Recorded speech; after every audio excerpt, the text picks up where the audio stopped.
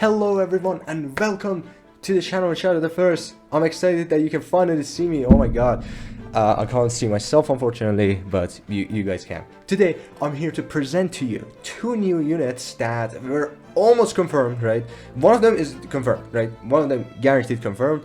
One of them I would say is 95% like guaranteed, right? These units are insane. The new Ancient Exclusive Nightmare Lord and Kigiri's girlfriend. We're gonna get to them in a second. Both of them are bonkers. Like, whenever you think you can just like skip off the video, no, they're insane. Like, you're gonna see in a sec.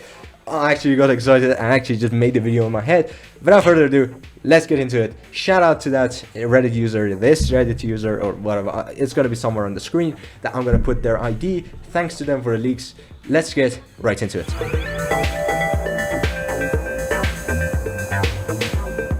So the first unit that we have is Rygar, the Ancient Exclusive Nightmare Lord. Rygar is, like, let me just give you an overview of the kit. He's going to attack a lot. He's going to deal a lot of damage. He really, like, the multipliers really remind me of Hex. But yeah, he's going to be a really good DPS. Can he top off Twyla? No, but he's, again, the legendary Nightmare Lord. We're gonna get to it in a sec. Let's go. Talent. Hammer has, in case you don't know what he does, is he has in one hand a hammer and in another one he has an axe. The hammer is like a giant double-handed hammer that looks like a bone saw thing. I'm gonna put it on the screen.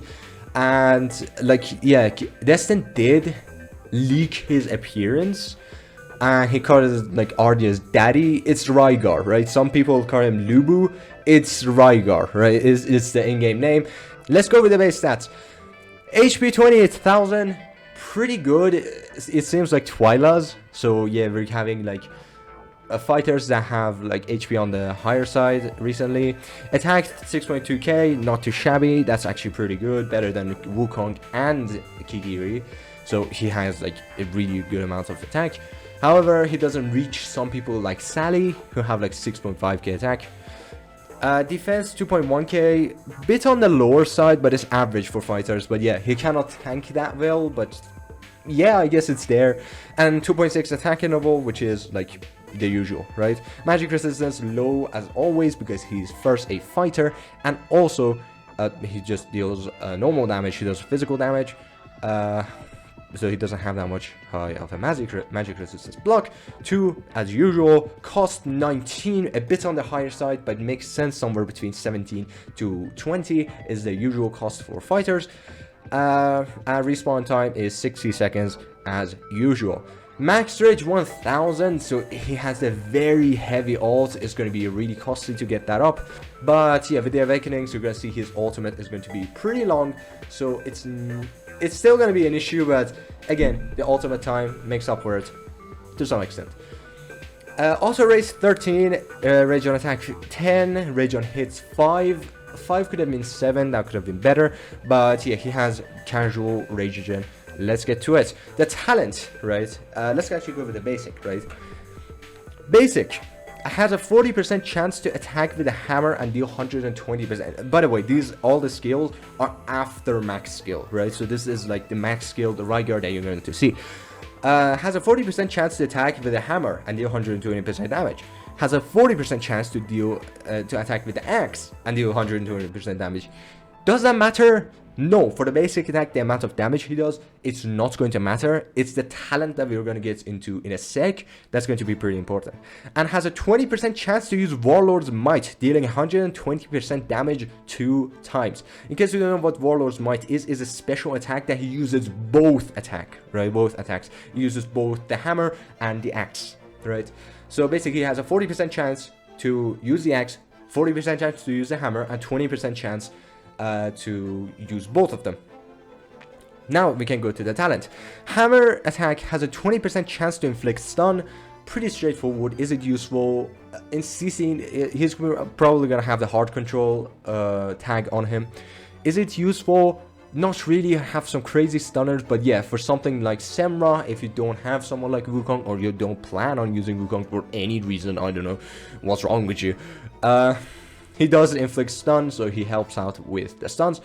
And if he attacks with the Axe, right, which is a more important one, he gives defense reduction for 5 seconds, but this is like 20% chance, right? Someone like Torador, because we're going to compare him a lot to Torador, because he's the other Nightmare Lord. The thing is, Torador has a guaranteed defense reduction on hit, however, his has a 20% chance to be inflicted, but with the later unit that you're gonna see, basically defense reduction is covered most of the time. Faction skill, increases faction team members, blah blah blah, same as usual. Gains 5, 10, 20, 35 attack speed, interval percentage to 35%, however the healing is reduced. Same as, exactly same as Wrath and Torador, usual, right? Now, this is the part that is going to be important, right? When Rygar is the Lord, right, so it's not Torador, right, he has to be the Lord, and the ultimate's triggered, faction team members gain buffs. Basic attack damage deals 25% more damage, and basic attack restores 3% HP. The applied buffs last until the end of the ultimate, right? So basically, during his ultimate, he gives more vampirism than Volca, right? 1.5 times. I think it's either 3% or it's either 2% or 4%. I don't know, but he basically turns into Volca on his ultimate and gives 25% increased damage on basic attacks, right? So talents don't count. Thing is, right, this is the part that Torador is better, right? Torador has a 30% chance to give you another instance of attack. It's not just like another basic attack, no, it's just the attack counts twice, right? So 30% more damage in general in terms of Torador. He's just 25%. So Torador is already better and more offensive for the faction, right? I'm not talking about the units themselves, I'm talking about their faction bonus. But the thing about Torador is that whenever the hits count twice, they roll different dice for like different applied debuffs, right? For example, if you have Ares, on his ultimate, Ares has a 40% chance to inflict 30% vulnerability, physical vulnerability. Has a 40% chance to inflict vulnerability. Let's just leave it at that, right? When you have Torador and the 30% chance triggers that he does 2 attacks, each one of them is going to roll an individual vulnerability roll. So the first hit might not count, but the second one might, right? So that's like, that works, right? That's better. Someone like Salazar has bleed on hit, right? More attacks means more chance to give bleed on basic attack for Torador. However, he doesn't have it. At the same time, like, he has vampirism, so basically he has like Volca. But the thing is also, it just lasts during ultimate. For Torador, it's permanent. So there's also that. He doesn't even have to be deployed. The Torador doesn't even have to be deployed for his faction buff to take effect. However, Rygar has to be in the team. So they're basically designing him for Guild Boss 2, because like that's the focus right now. Ultimate. Basic attack turned into Warlord's Might. So the 40% chance for Hammer, 40% chance to Axe, just gone. It's 100% Warlord's Might. And doubles the chance of inflicting stun and the defense reduction. So basically, each time he attacks, he rolls 2 dice, right? One of them is a 40% chance to give defense reduction, right? 20% defense reduction. The other is a 40% chance to inflict stun. Every 3 attacks triggers an earthquake that deals 300% damage. This is a part that's like really similar to Hex, right? So he does 3 basic attacks, then does an earthquake, right? That's really similar to Hex, except he does like 4 hits, then he like pulls back the cards and like deals damage. So yeah, basically, this is reminding me a lot of Hex. However, the thing is, because of like the 300% damage, it's more reminding me of the purple attack, right? It's called the Death card, right? You've seen like when his bow turns purple. It's basically like that. However, it's just 1 instance of damage. A Hex does 2 instances of damage. He also has somewhere like twice the Hex's basic attack. No, I mean, it's going to be like a 7.4k attack to be like that. But yeah, you basically get it. He has a lot more attack than Hex, so it's going to be a lot of damage. But yeah, it's really good against targets that have a lot of defense. He's going to reduce it, firstly. Secondly, he's going to deal a lot of damage. And 70 damage to 5 targets in the range. Now, they don't specify how long the ultimate lasts, but I would guess 20 seconds. Because we'll get to in a sec, you can see his awakenings. It's going to be probably 20 seconds. Passive Warlord Might, as I told you, is just both of the attacks going at once. I explained that on the basic attack. Passive, brute strength. Warlord's Might ignores 5% of the target's defense. Not much, but it's better than nothing. When Warlord's Might is triggered, increases attack by 5% for 10 seconds, stacking up to 3 times. So if you get lucky and constantly just get the Warlord's Might, you're looking at another 15% attack increase. So it's a nice addition. Is this going to be important? No, not really. But again, more DPS is always welcome. Calloused Hands. Every 60 seconds resists 1 instance of damage. When triggered, increases damage by 25% for 15 seconds. Each time the hero deals damage, reduces the cooldown of this effect by 1 second. Thing is, this is the part that I kind of don't understand about this kit, and I need to test him. The thing is, I don't believe he's even on test server, so you're not gonna expect to see a video of testing. Like, it's soon, like probably in like 2 weeks, 3 weeks, you're gonna see a video.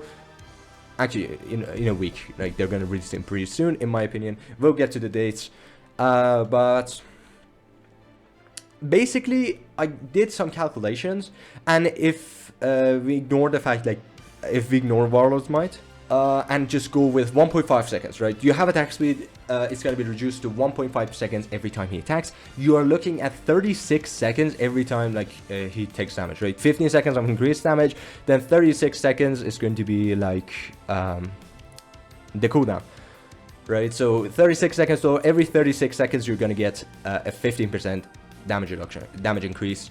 So in total you have like 21 seconds that are just, you have no buffs. Thing is, Warlord's Might means 2 damage, right? Does damage 2 times, right? This is the part that I don't understand about this kit, right? It says every time he takes damage, every time he deals damage, right, reduces the cooldown of this effect by 1 second, right? If Warlord's Might that does damage twice counts as 2 hits, then it's gonna be less than that. You're looking at like somewhat like, wow, like 25 seconds, 30 seconds. That's you're basically looking at 30 seconds, around that much, that you can resist another instance of damage, depending on your luck, more or less. However, if it's just a single hit, then again it's going to be somewhere like 36, right? But yeah, realistically you're looking at somewhere between 25 to, if you have like a lot of attack speed on him, 25 all the way to 36 to even 40 seconds every time he resists the damage. Is it useful? I don't know. It's basically like Hex's Hermit. As I told you, I'm really comparing him to Hex. But yeah, it's a nice change of pace. It is nice. It could have been worse. Let's go. But this is like the passive that I would ignore skilling up. Probably. But yeah, skill him up is going to be pretty good. Let's go to his awakenings. Oh boy, this is going to be the fun part. Okay, I messed up the slides, and this is the final slide. Oh, I'm gonna cut it because like that's going to be a spoiler, but we'll get to that in a sec. During the ultimate, triggers 1 earthquake every 2 seconds instead. In case you don't know, if you don't remember, during his ultimate, he deals 3 instances of damage, 1, 2, and 3. Then the 4th one is going to be a giant hit of 300% damage, right? That's going to be the earthquake, right? That 3 attacks is going to be now 2, right? So it's gonna look like just a weaker version of A3 for someone like Ingrid, right? It's going to be 1 basic attack, 2 basic attacks, then bam, 1 basic attack, 2 basic attacks, bam, right? He's going to deal the 300% damage. It's going to be pretty cool, right? Pretty good. This is like his bread and butter. A2, 300% attack. That's exactly similar to Toreador. Increases faction team members' attack speed by 20%. That's identical to Toreador, so no difference there. Is it useful? Yes, because he needs the 300% attack, but for the faction, it could have been better. A3 increases the ultimate duration by 10 seconds, and this is the part that I say his ultimate is going to be 20 seconds. In my opinion, it could be longer, but yeah, he basically extends the ultimate duration by a lot more, right? This is like really important, right?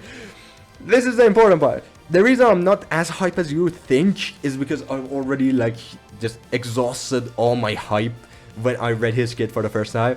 But yeah, A4 penetration by 8%, like the same as usual. Increases the A5 increases the maximum stacks of brute strength, attack increase by 2. In case you don't know, down here, right, brute strength. Warlord's Might ignores 5% of the target's defense, that stays the same. When Warlord's Might is triggered, increases attack by 5% for 10 seconds, stacking up to 3 times, aka 15% increased damage, increased attack. This goes up to 5 stacks, right? So 25% increased attack, he has 25% increased damage from calloused hands.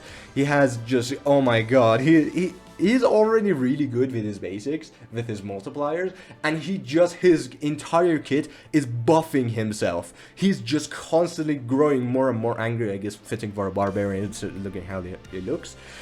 But yeah, basically, he's going to be really good.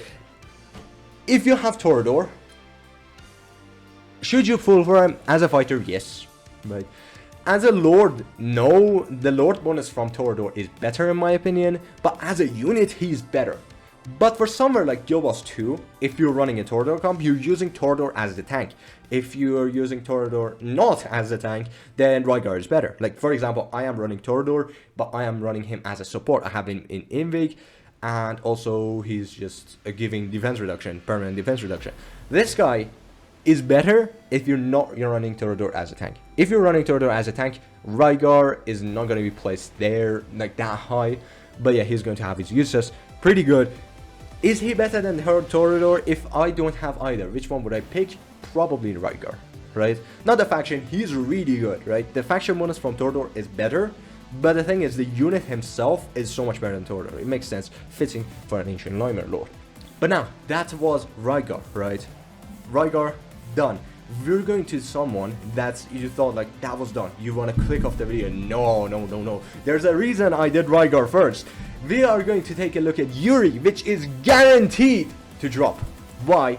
Because look at this post. Somewhere on the screen I'm going to put the post that is just dropped today on the game news, that we are going to have a bond skill for that dropped today on the game news. And we had some changes on the units. The fun part, actually, I saw this Ardea. For some reason, there's a bug that she shoots her saw blades in the random direction. That's not important. The important part is that I saw in her kit, I saw in Kigiri's kit, I saw there's a bond skill with Yuri. The kit's on a something, right? And this is Yuri, the person that's confirmed to be dropped. When is it going to drop? I have no idea. But I am 90% certain it's going to be on Valentine's Day. So save up. Don't waste on Beelzebub when she's released, right? I'm gonna make a video when the banner comes up to encourage you to not pull for Beelzebub. But Yuri is insane. Oh my god, right? Firstly, right, if you want to get to the... he's basically Kigiri's girlfriend, in case you don't know. He's going to be a Nightmare Piercer marksman. So the second Nightmare marksman. And she's basically going to be better than Silas, in my opinion. Thing is, right? Oh my god, I need to take a breath. Jesus. Thing is, if you want to look at Kigiri's bond skill with her, Kigiri is going to just like recover a fourth of his HP when he does his ultimate, right? That's it. You're not expecting damage increase for Kigiri, right? Kigiri has no damage increase with her bond. But her bond, oh my god, it's going to be amazing. Let's look at her base stats. HP 11k, that's actually on the better side of things. It could have been, normally it's like 9.5k, but 11k is pretty nice. Attack 3.7k, that is similar to Silas. We are going to compare her to Silas, and I'm going to conclude that she's going to be better than Silas, in my opinion. Defense 904. 904? That's actually on the higher side, right? I think that's on the higher side of the things, right? Because like usually you're looking at 600 defense for your units, for your marksman, but she has 904. Magic resistance 888, that's pretty high, right? That's pretty high for some reason. I don't know why. She is dealing physical damage, right? She deals physical damage, but for some reason she has high magic resistance. I don't know why. Attack interval 2 seconds, just like Silas, right? Block 1, block doesn't matter. Cost 12, similar to any other marksman. 11 and 12 are like the usual costs for any marksman. Respawn time 60 and casual. Max rage 800, and this is going to be important, this max rage 800 in a sec. I will get to it on her ultimate, but it's going to be very important, the fact that her max rage is going to be 800.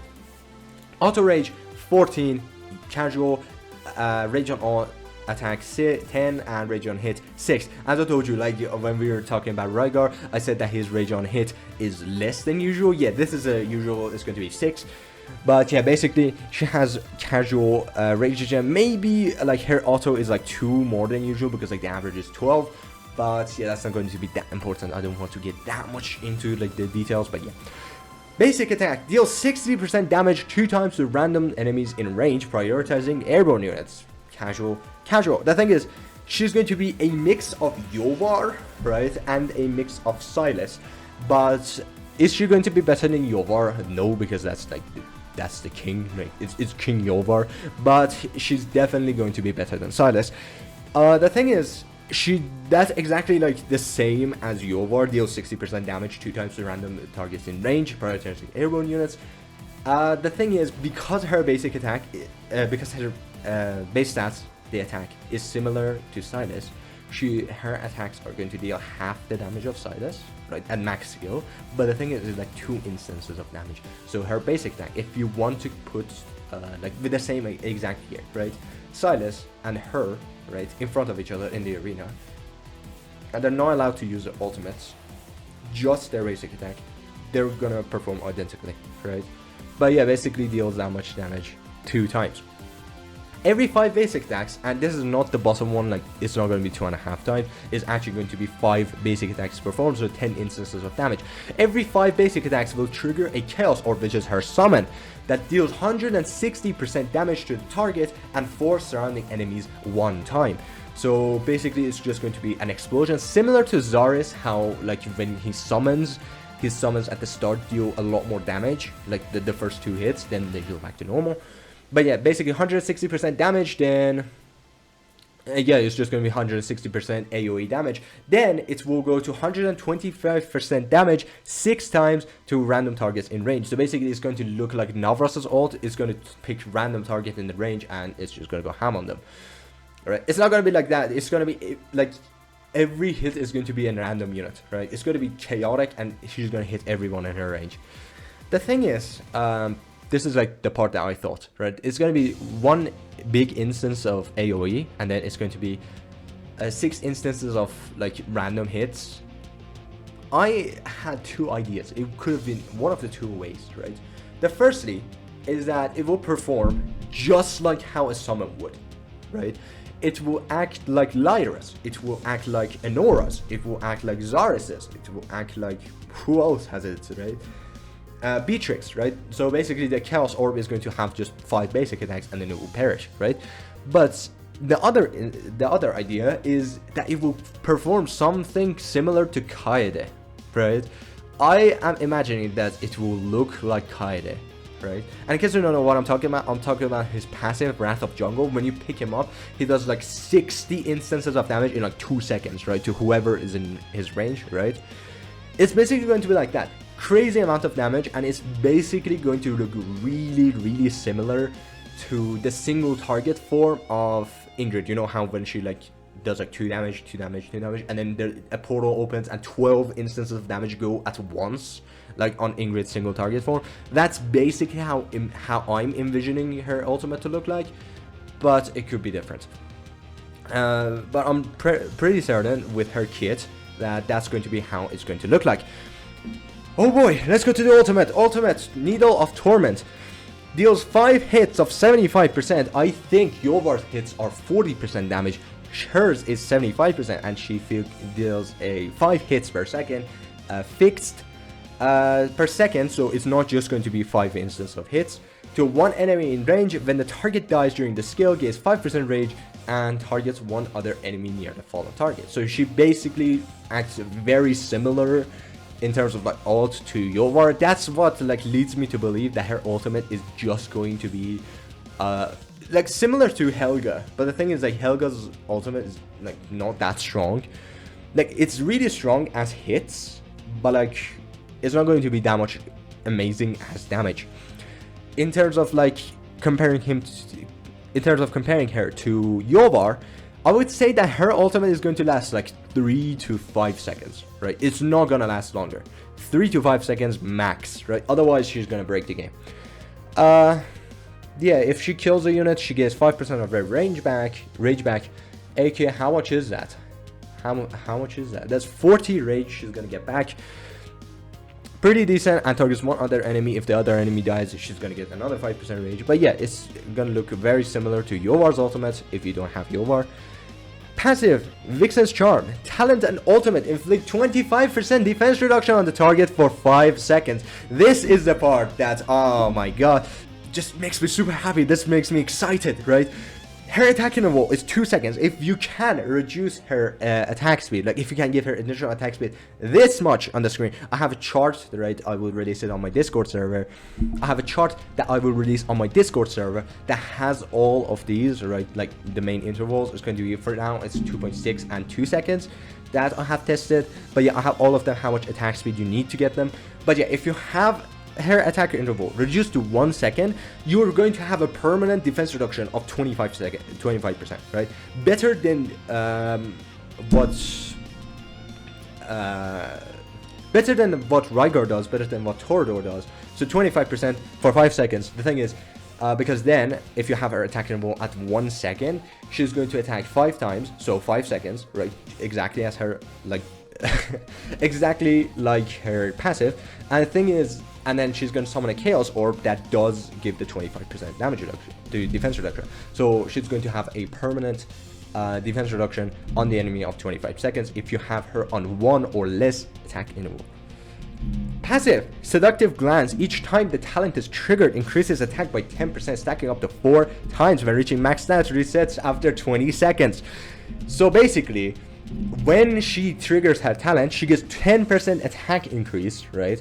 10% attack increase after all of the gear, right? So you have gear, you give her the gear, right? It's going to be somewhere between 14k to 16k, and she's going to get 10% more, so 1.4 to 1.6k more attack, right? After all of this is calculated, with probably is going to stack with Invigoration and Wings of Grace. And then after, like, when it reaches a full stacks, it's going to get locked at 40%. For 20 seconds, it's going to reset back to 0. So basically, if you have her attack interval at 1, again, it's going to be her talent every 5 seconds. You're looking at, to get her max stacks, is going to be 20 seconds and then 20 seconds of max. So you're basically going to have cycles of 40 seconds. The first 20 seconds is going to be when she's racking up her attack, like she's getting like more and more damage in. Then it's going to be 20 seconds of locked in at 40% increased attack. It's really good. Like, this is the one that you want to go for. Then we have her passive. Obtain hero Kigiri the Undying Running to unlock the following effect. Chaos Orb triggered by the talent deals 100 additional attack. So it's not going to be 160% AoE, it's going to be 260%. Or if they want to make it even better, because it's not specified here, right? They could increase the damage that it deals from 120% from the normal attacks to 220, so 200% increase there as well. After dealing damage, it restores 10% HP to 2 friendly units within 3 tiles of the Chaos Orb. I don't know where the Chaos Orb is going to appear, probably somewhere in her range. And also, if you're looking at this and wondering why her range looks like a mage's range, it's not going to be like that. After the second promotion, it's going to be a casual marksman range, you know, the 3x4. Yes. Now let's go to her Awakenings without wasting any time. Her Awakenings, when dealing damage, there's a 10% chance of inflicting stun on the target. Stun, Jesus, let go of the stun. This is the Awakening that you don't want, but again, could be nice, just like Hex's stun, sometimes it's useful, but most of the time, not. But A2, the 300 increased attack, casual, doesn't mean it's bad, it just means it's the same as usual. A3, damage increases as the number of targets in the basic attack range decreases. Damage increase ranges from 8% to 40%. So if she has 6 targets in her range, she's not going to receive any buffs. If she has 5 targets, she's going to have 8%. If she has 4 targets, she's going to 16%. If she has 3, and just like that, to 1 target, 40% damage, right? If you are doing boss content with her, she has just a built-in 40% increased damage. She increases her attack by 40%. She increases her damage by 40%. And the thing is, these are not buffs. These are not buffs. This stack with Invigoration, these stack with Laya's passive, with Laya's ultimate. with the Lions exclusive. They stack with all of that. I'm going insane, Jesus. A4 penetration by 8%, usual reduces the AoE damage taken on A5 by 50%. This effect can trigger every 20 seconds. This is Semra. This is just Semra. When Semra deals like this, punches the ground, right? That is going to be the deadly attack after like the 4th cycle. It's basically going to take over your units, like the orb that I have from Carnelian. She is going to resist it, and then the next attack that the boss does is going to be the laser attack, which she takes the normal damage. That's not the scary attack. Laser attack doesn't deal that much damage, right? The big damage is when the boss raises his hand and slaps the ground, right? That's the big damage, and she just completely resists it, right? Has, like, everyone brings Percy because he gives 25% damage reduction. She has 50% damage reduction from AoE attacks, aka the fist, right? But every 20 seconds, right? Which doesn't matter, because the other attack that the boss does, the laser attack, is going to land during this, but doesn't matter. The laser attack doesn't deal damage. The threat is the big fist.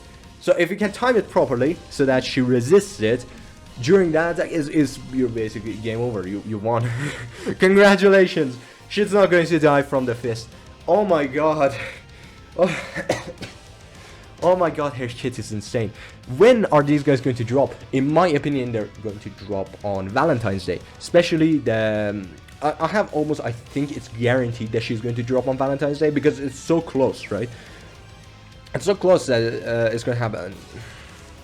It's so close. So Valentine's Day is super close. It's in 3 weeks, right? And we already know that she's a guaranteed unit, right? We know that Yuri is a guaranteed unit. Are they going to change her kit? It's possible. It's possible. But are they going to change the fact that she is a unit? No. Yuri exists because we have confirmation that now Kigiri's kit, after the update that's going to happen tomorrow, is going to, like, actually, as you're seeing this, it's going to be, like, already the update should be in effect, right?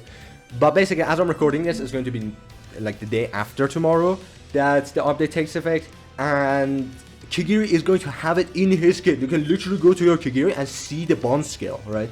She's going to be in the game. When? I think Valentine's Day. Are they gonna run Kigiri again with her? It's a 50-50 in my opinion. I don't know, they might not, right? If they do, oh my god, they're gonna milk you dry. But if Beelzebub at any point, right, if Beelzebub comes up, because we have a Silas Edith, I think it's next week, we're going to have Silas Edith. Don't pull on that. First of all, it's a scam. I'm also going to make a video on that it's a scam. Don't pull on the matter. But if they release Beelzebub, please don't pull for him. Save up for these two, right? Ancient exclusive Nightmare Lord and Silas, but better, right? It's insane. Oh my god. Oh my god. Oh my god. My head hurts. Thank you all for watching. By the way, go to my Discord. The link is available in the description. Ask me any questions that you have. The link is down there. If you have suggestions, let me know. If you need help with anything, let me know. If you want me to do pulls for you, if you don't want me to do takeovers for you completely free, right? Unlike some people, I'm not gonna charge you money for doing my takeovers. I do a completely free takeover for now. But yeah, thank you all for watching. Hope you have a wonderful day. Oh my god, go save up summons. Don't summon, don't pull. This is going to be insane.